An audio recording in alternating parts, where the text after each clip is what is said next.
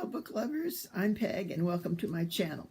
I'm here still celebrating my declared Tome Talk November, where I'm spending the month reading tomes and thinking about tomes and selecting the tomes that I will eventually read in the Tome Topple Challenge the last 2 weeks of November.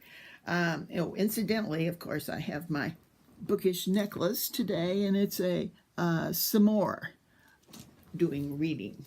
I had mentioned last time that in order to practice for the actual tome challenge, I selected 4 tomes for a little pre-tome reading, and I'm learning a lot by reading those every day and seeing how much I read every day, and it's so far I'm really enjoying it, and I'll tell you more about the books later, but you can see down below in the notes the way I'm keeping a tally of what I've read and what I'm reading, and so far so good on that. Okay, I'm still selecting what I'm going to read in the actual Tome Topple, which starts on the 17th, and one of the challenges in that is to read a tome that's also a graphic novel. Now, I really didn't know much at all about graphic novels. I thought they were all kind of spandex clad type Wonder Women, etc. But I did some research, and I found some that are, I would say, adult, not in an X-rated way, but for adults and not comic style, that I thought were quite interesting. So I'll let you know I'm going to show you the ones that I'm going to be interviewing for my own selection today. Okay, first we have one called Sculptor by Scott McCloud. Now, this author published a work in 1994 that was called the seminal work of comic art, and it was called Understanding Comments, the Invisible Art. So he's very well known for that, and I believe this may be his first actual graphic novel.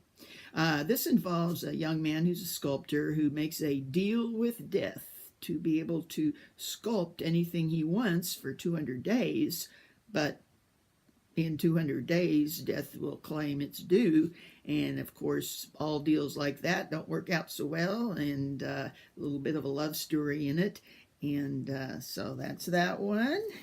Next, I have Blankets by Craig Thompson. This is a kind of a coming-age story of a young man in a Midwestern, a lot of icy, frozen landscape, and it not only has a lot of stories about, I think that's a love interest there on the front. Yep, is that a... Yeah. Yeah, but it talks about the author's actual fundamentalist Christian upbringing, which this young man also has, and the effect that has on him.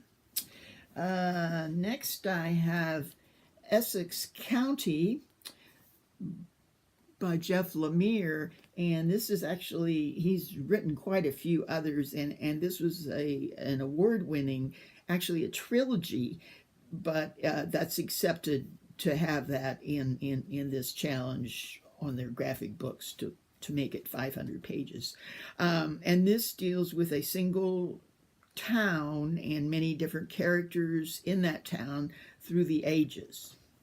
Okay, and then I have a last one that has just been published called The Hunting Accident, A True Story of Crime and Poetry.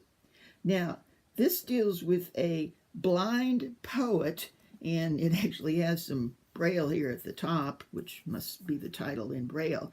And the story seems to involve the character's father, who is in fact a blind poet, and the way he was blinded, he says, is through some sort of hunting accident, but it turns out there's much more to the story and the mystery behind that and what really happened. So I thought that sounds pretty good too.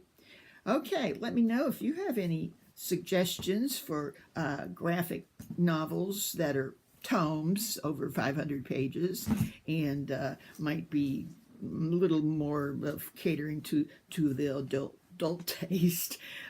So, okay, I'll be reading away on my practice challenge books and we'll be back later. Bye.